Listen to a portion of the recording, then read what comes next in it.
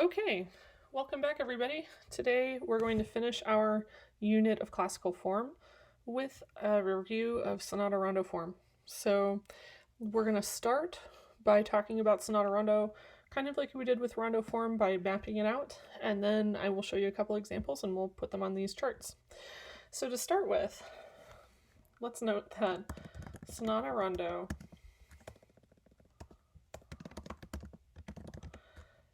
is like if sonata form and rondo form had a baby.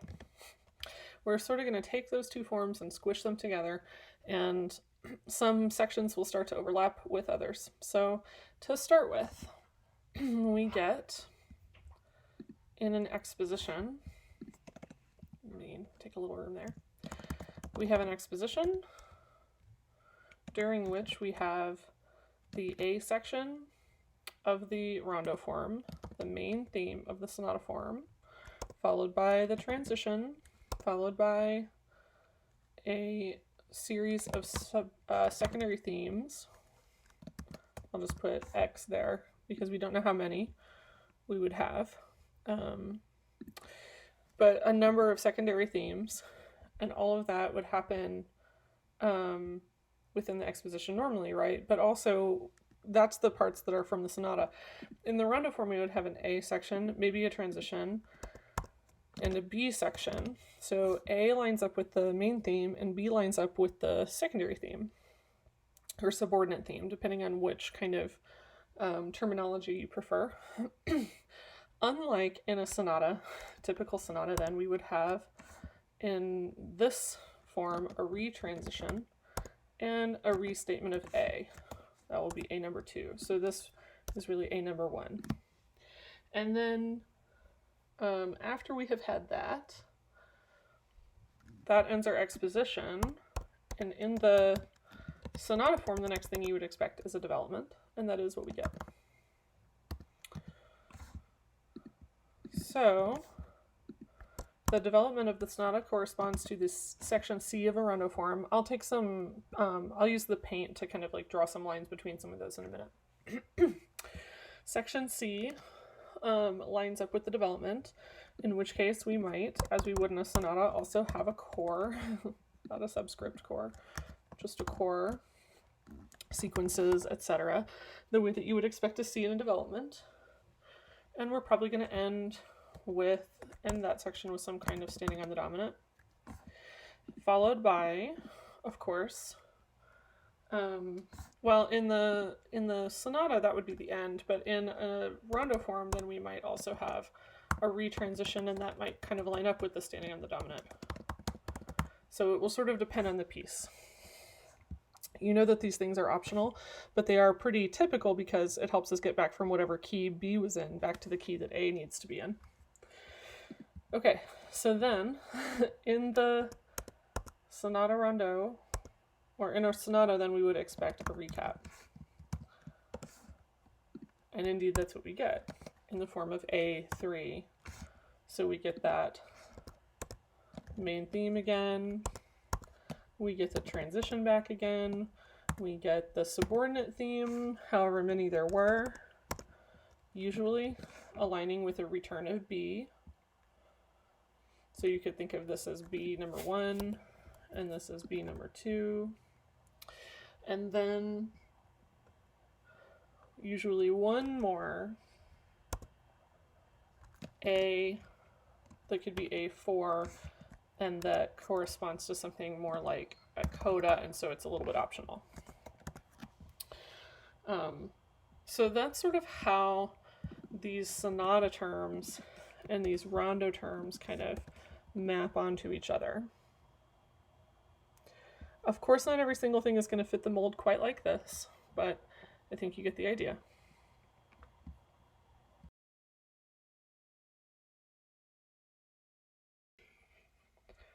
So let's take a look at this piece. This is the last movement of Beethoven's Opus 13, C minor sonata, and we've looked now at the first movement in the context of sonata form and the second movement in context of rondo form, and even though this says rondo, this is actually a sonata rondo.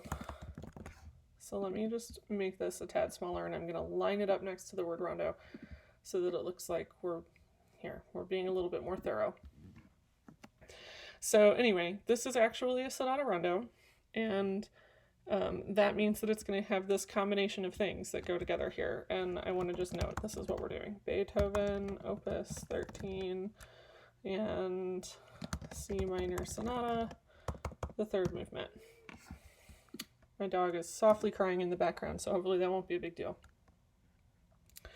So we're in C minor, and let's begin to annotate this. I'm going to assume that you have already listened to it with the link that I sent you. If you haven't, please go do that now.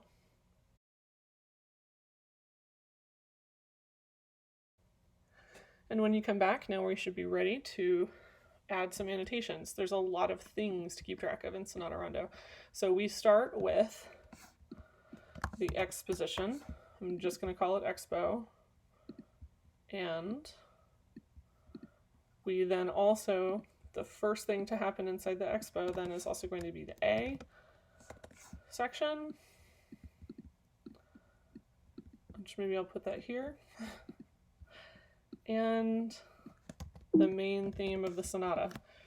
So A and MT kind of go together, and it's not just A, right? It's A1 because it's a rondo.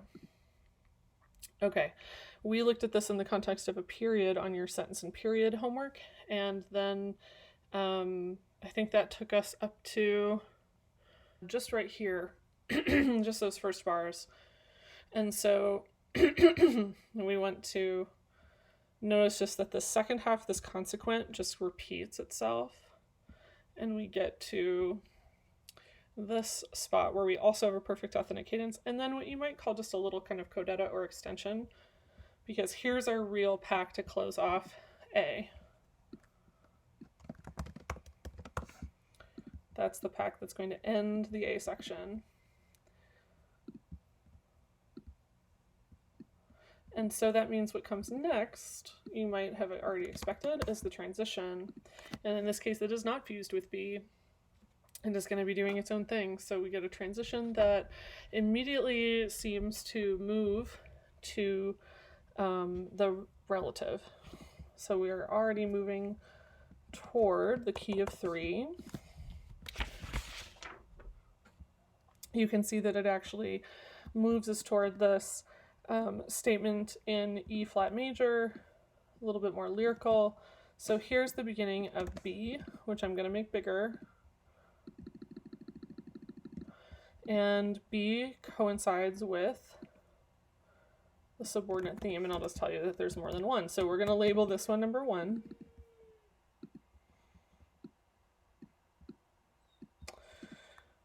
And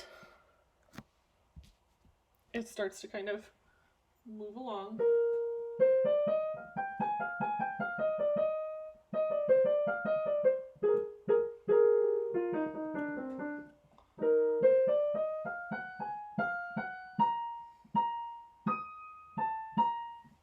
And so we can tell something different is starting to happen right around there. In any case, we end up with a perfect authentic cadence in this bar right here.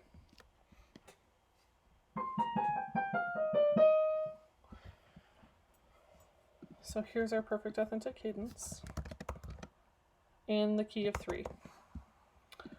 And then we haven't really moved on out of the B section yet. We haven't really moved out of this part of the whole piece yet. So what we get next is actually a different subordinate theme. So subordinate theme 2. It's good, as I said before, to analyze these in advance after you've listened to it, before you watch the video, see if what I'm doing lines up with what you were doing. So this one has its own identity as a theme.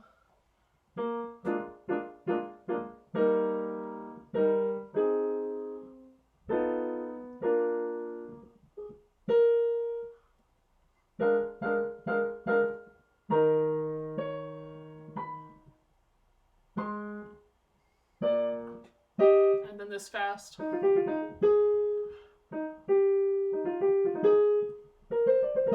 Etc. So that's another change at 51 here. And this is actually ST3. And notice that we have not changed keys this entire time.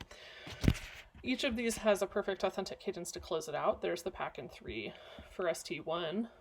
Here, right before this, is the pack in 3 for ST2, kind of hanging on into this bar. And then ST3 begins. And notice that we go 4, 5, 1, even though it's offset by an 8th note metrically. So here's our last pack in 3. Oops.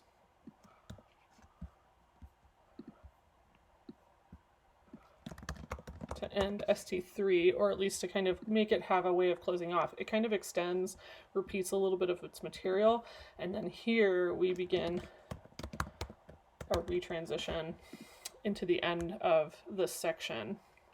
You might have noticed that in 61, you can hear the full return of A. Pickups there, I'll put the label over here. So here's A2. I'm going to make it a bit bigger. So far we have had the exposition. Let me draw this a little bit. We've had the exposition with the transition, the various STs, and the retransition. And now we're ready for A2. Switch colors briefly.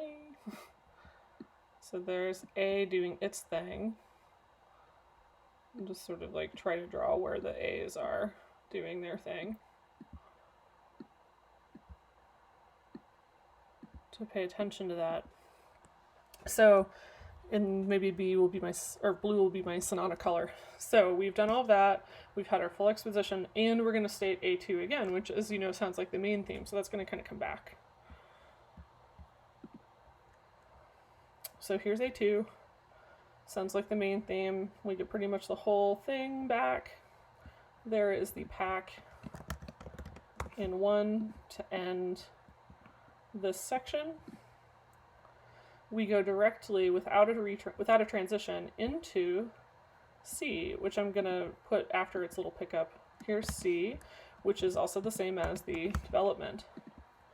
So keep in mind then I've got C here as part of the development. Oh, I said that blue would be my Sonata color. C's the development with the core, and sequences, of course, we're looking for those things or watching out for those things to happen. And indeed, we start off the development immediately with the core. No pre-core of any kind. And I'll make that a bit smaller so it'll fit right here. So we immediately start off with this sequence.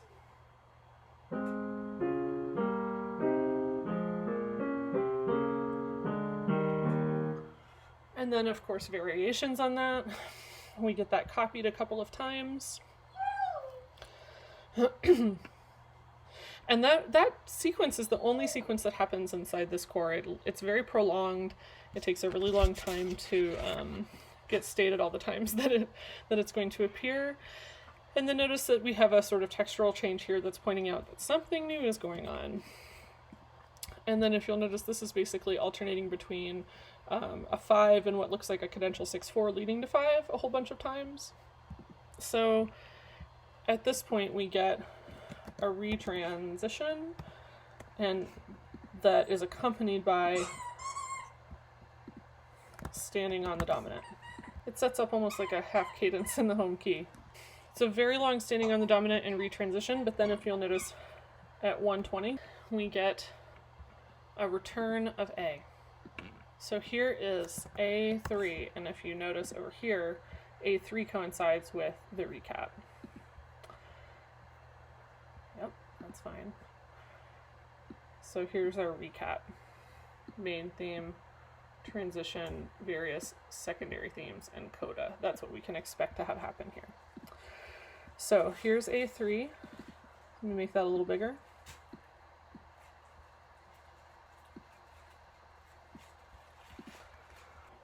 So A3 corresponds with our recap. Let's also add that text.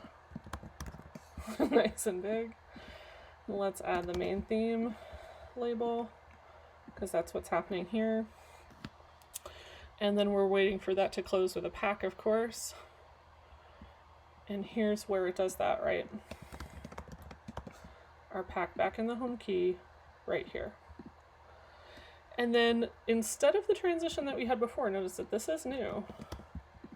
This is a different transition material. Just notice that that should be minor. And part of that is because we need to kind of get a move on to B. We still have a lot of material left. So here's B, and that means there's also ST1. And you'll remember how this goes.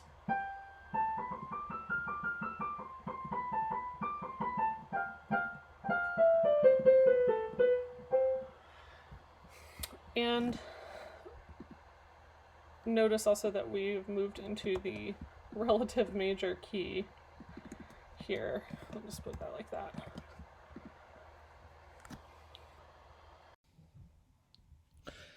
So there's our B and subordinate theme 1 or secondary theme 1, which returns in the tonic, kind of the major tonic, kind of like it's not supposed to, but otherwise pretty similarly. Then we don't quite get a full restatement of ST2. We get kind of not, it's sort of more than a full statement. We get this, which actually goes further than ST2 had. Uh-oh, here comes a dog.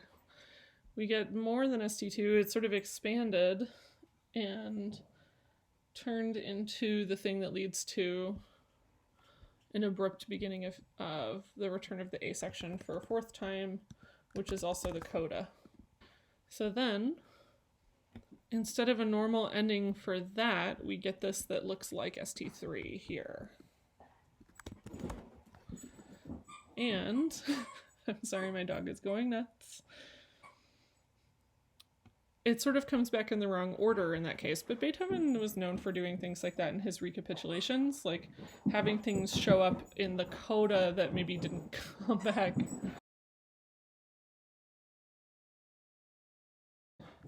Beethoven was known for doing things like this in the coda. He would have things kind of reappear that maybe hadn't come back quote unquote correctly in the recapitulation before that. So that's kind of where he's coming from, I think, with this particular statement of the third subordinate theme in the coda. And so then after that, of course, we do eventually get a nice firm cadence in the tonic at the very, very end. So here's our pack in 1 right there. So that's one example of what a Sonata Rondo can look like. So now I'd like to go through the chart and get the chart set up for this particular Beethoven movement, and recalling that the first section is going to be called sections, and then we have nested forms, and then keys, and finally measures. There we go. And in this particular one, we may have to jump down to this sort of like second tier here because this is a really long, movement. But we definitely start with A1. Remember that it didn't have a binary form, but it also has the main theme, and it's in the tonic, and it lasts from 1 to 17. Then we have a transition without a nested form. The nested form kind of is transition, and it moves very quickly into the relative major, which is what a sonata form would normally do, and it lasts for those 6 bars. Then we move into B, which is also the home of subordinate theme or secondary theme 1, 2, and 3, and I'm just going to group all those together. They all stay in that relative major key, and they are there until measure 57. After that, we would normally close the exposition, but in this case we're going to have a retransition because this is a Sonata Rondo, not just a sonata. It has no nested forms, but it does move from the relative major back to the minor tonic where we started from 58 to 61. And then takes us back to A2, which is why we have this retransition in a Sonata Rondo, because we need to move back to this original key. And so of course that's going to go back to 1. The material is going to basically align with the main theme of the sonata. And it lasts from 61 to 78. If you did this on your own and you have slightly different measure numbers, don't sweat it. Remember, like I said, sometimes because of where the editors kind of label things, you might think it's like, oh, it actually ends and starts in 60 or 62. It's okay. Here come the dogs to help me. So here's, after the A2 section, we get our section C, which is also the home of the development of the sonata. I'm just going to actually note that I'm putting the sonata sections where the nested forms would go. They're not exactly nested, but I guess in a certain sense they are kind of happening within each of these sections. Anyway, you could sort of the opposite of what I... No, it's the same. Well, I didn't put exposition here and development and whatever, but you can see how you could organize this in a couple different ways. Anyway, the development section starts immediately with a core, which I will just note here, I think. One long sequence. It starts in major 6 and ends with a big standing on the dominant in the original key. And moving to 6 in section C is also typical. So either the parallel minor or this like major flat 6, or major 6 if you're in a minor key. That's also typical of this kind of piece. And it goes from 79 to 106. After C, we have our retransition, and nothing nested within it, heads back to the tonic key, and we have this retransition that starts in 107, and it goes until 120. That's where we get our big half cadence. We could say that here, big half cadence. And that takes us back to A3, which is synonymous with the recap. In this case, synonymous isn't the right word, it's what coincidental with the recap, tied to it even.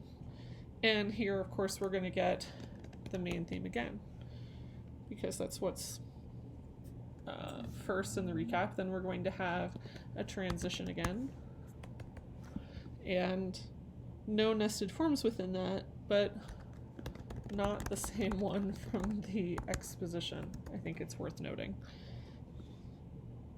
And that transition basically just modulates. I wouldn't say that we need to give it a separate key. We could just say it stays in 1. So A3, we're going to start at 121, pick up to 121, and that's going to go until 127. No, further than that, not 127. It's going to go from 121 until 130, 29, 28. Followed by a transition that starts in 128 and that goes until a half cadence that happens in 134. I'm just going to keep going over here with sections. So after that transition, now we're ready for B, which is also the home of the ST1 to start with, which is still in the tonic, like they're supposed to be, but it does sort of go to the relative major, or to the parallel major for a little while before heading back to the key that it's supposed to be in. It does start out in the parallel major and kind of sticks around there for a while until we end this section. So we only have ST1 and something that looks like ST2 that's been extended or expanded or something, changed in some way. It's different. There's more of it. 134 is where that begins, and it goes until all the way through ST2, so I'm going to say 170. And at that point we have a final A4 section, which is also the same as the coda, and you could even put coda up there, it doesn't necessarily matter. But in our coda, we're back to a minor 1, and we start that at 171, and it lasts until the end, which I'll just note. Actually, I'll note within that at 182, we actually get, we'll say sort of still A4 question mark, we actually get ST3 coming back within the coda again, happening, unlike the other STs that happened in a major key, now it's happening in a minor key like it's supposed to, and sort of corrects this thing that didn't do what it was supposed to do during the recap. So we're back in minor, and that's going to be 183 until maybe the end, because we could say that this is all kind of part of the coda. And the end is 210. And I just copied and pasted to have a whole bunch of squares to work with, but that I just like doing this the first time I introduce this form to you, because I think it helps you see the whole piece and kind of imagine how those sections happen one right after another, and like what their keys typically do and stuff like that. We're going to do one more piece, but I'm not going to make the same form chart for it, but it'll cohere mostly with what we've done so far.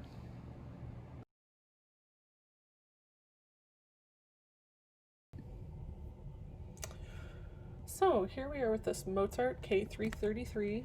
This is the third movement of this particular sonata, and this is a Sonata Rondo also. Go ahead and listen to it if you haven't already. Hit pause now and go ahead and listen to it. Mark up the score on your own a bit and come back.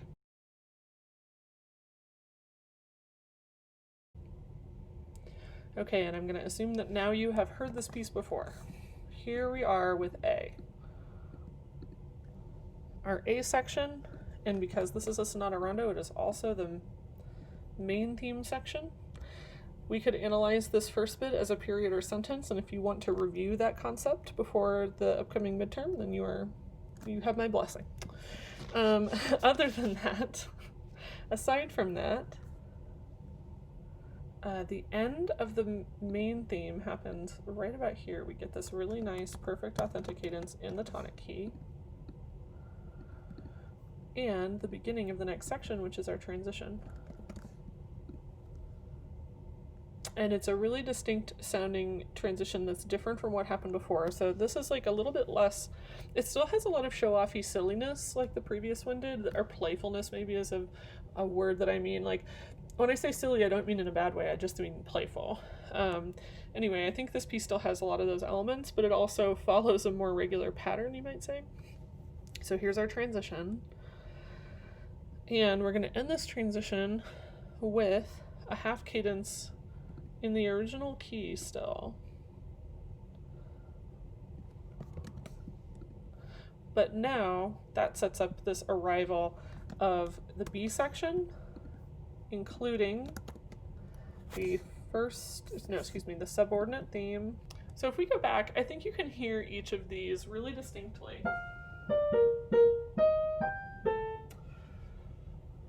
And in the transition.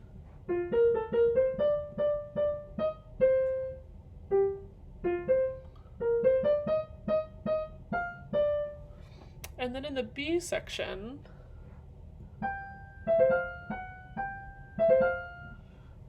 and those will repeat because this is a Sonata Rondo. So B takes its time wandering around with lots of 16th notes that are showy and sound very nice, and then we arrive here at the retransition, helping us get back to 5 of the original key. That's going to set up this return, which you probably recognized if you listened to it, right here with A2, which is also, of course, going to feature the same material as the main theme. But this is one of those Sonata Rondo moments when this would not be happening in a sonata. And here's our pack. Still in the home key. And here is our same transition material, starting right here again. So this transition is really consistent. That's part of why I'm playing each of those themes for you, because it keeps coming back in an extremely regular way. And then it's going to modulate and end with a half cadence in 6, and here comes 6 as a key right here, and just in time for section C. So part of the reason that happens, right, we talked about like typical keys that could happen in section C. We've got the parallel minor, we've got the relative minor here, or the 6, whether it's the relative minor or this like flat major 6. So either of those are possible or even typical. And of course it's not just C, it's also the development in sonata terms. It doesn't have a core, however, so this C is a little bit more, this whole movement you might say is a little bit more on the rondo side of the spectrum of Sonata Rondo and less on the sonata side, like the one we just looked at in the Beethoven. So, you know, those things can happen. These pieces are written by real people. They're not algorithms. We get a half cadence here, starting to kind of lose our bearings in C. Almost like a retransition is happening, but we don't really get a standing on the dominant for a little bit still. So right here,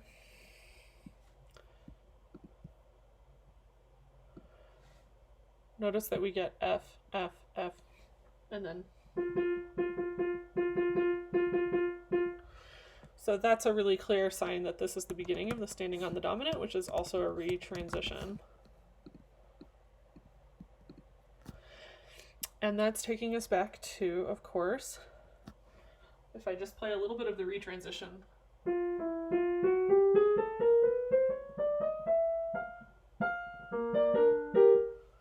And we're back in A3. A3, of course, in the context of a Sonata Rondo is also the recap. I feel like this is a little bit too big for the size of the score. Boop. Okay. And our recap, that means I'm going to put it over here next to A3, because then I also need to note that the main theme has arrived right here for the recapitulation. We actually get a repetition of the main theme in this case, starting here. I'll show you. In previous times that we have heard A and the main theme, it's gone directly into a transition. Here we have a little bit more material before that happens, but then we do get the same transition.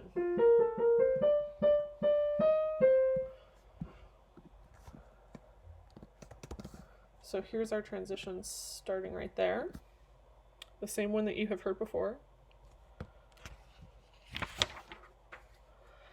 And then our transition is longer this time.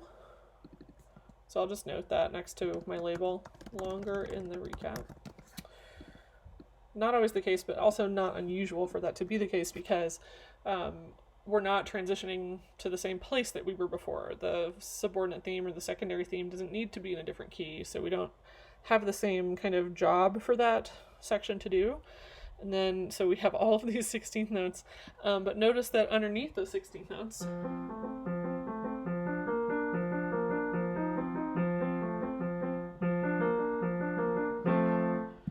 one long F pedal, which is there because this is the standing on the dominant moment here. So notice that there can be more than one. Like, we'd expect there to be one for sure at the end of C, and then at the end of the development as you kind of retransition back. But then you could have one anytime that you need to retransition back toward A. So that's a normal thing to have. And in this case, actually, it sets up this arrival actually here of subordinate theme number 1, which means that this is also B. I'm going to make that B a little bigger, just to differentiate a bit. So there's B, subordinate theme number 1, or really we only had the 1, didn't we, in this piece? So there's B, subordinate, and the secondary theme or subordinate theme. Another thing that we could probably consider a retransition, because it's the same material that we've heard before for retransitions, right? Here. And that leads to a half cadence, right here. And so the reason that I'm drawing your attention to that is this is where the name cadential 6/4 comes from. Notice that this looks like a B flat major chord in second inversion.